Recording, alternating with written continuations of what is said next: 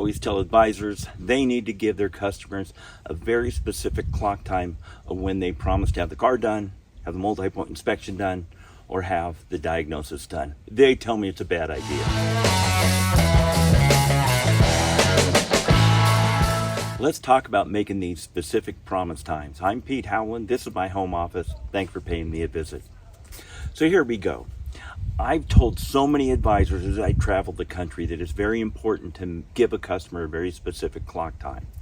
And what they tell me is, you know what, I really don't like to commit. Why are we afraid to commit on this stuff? It's not scary, you guys. Let's put some thought process behind it. But the first thing I want to debunk is I hear so many advisors, I don't like to tell them a specific time. I want to give them a bracket. I want to tell them I'm going to have this done in 2 to 3 hours, or the worst one, I'll call you as soon as I know something. Well, let's talk about the brackets first. When you give a customer a bracket, and we're going to say this is 1 to 3 hours or 2 to 4 hours, you think it's giving you some protection. Wrong-o. So you're not buying yourself any grace period, anything like that. Here's what you're doing. You told your customer, I have it done in 2 to 3 hours. I'll tell you what, the customer never heard you say 3. All they heard you say was 2 hours.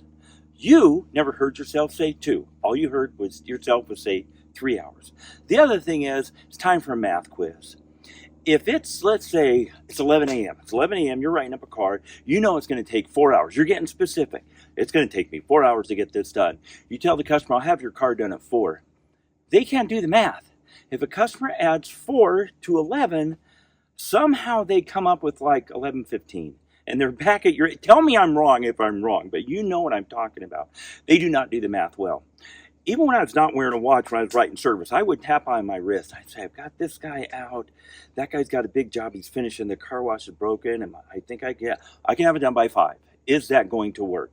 And look them right in the eye, tell them a specific time, and ask for their approval. Don't try to build confusion. When you're saying 2 to 3 hours, I'll call you as soon as I know something, none of that's good information. It's asking for confusion. And I've seen it over and over again. The other thing I wanted to suggest was something that, again, is a little bit scary for advisors, but I'm telling you, I see a lot of very advanced, very skilled advisors that do this, and they tell me it worked really well. I did it. I know it works well. Customer comes in, you decide what needs to be done, you check with them, they say, let's go ahead, and then you ask them, when do you need your car back? And I know what you're saying, like they're going to say 15 minutes. They'll say all these unreasonable times. Sometimes they do, but in my experience, and in the experience, honestly, of most of the advisors I've talked with about this that are doing this, customers will often give you more time than you're going to give yourselves.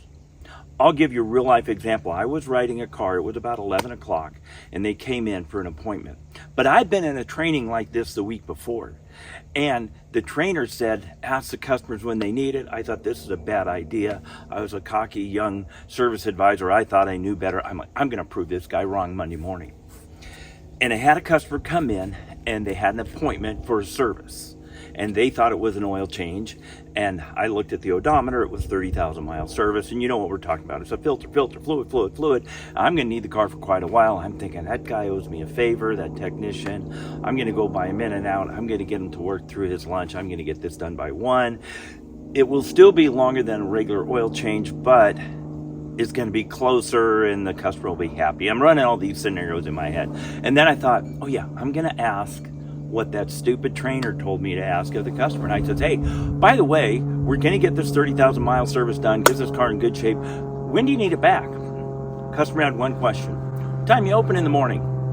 I'm not making this up, and I've had so many advisors and consultants across the country tell me they've seen very similar things.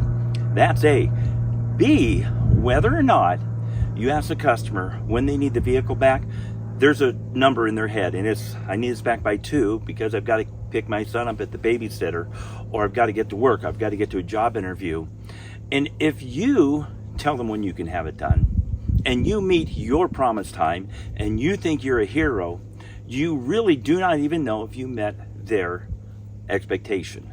So be brave, go out there, ask them when they need it done, tell them when they're going to have it done. Oh, write it down somewhere. We're going to talk about that on another video.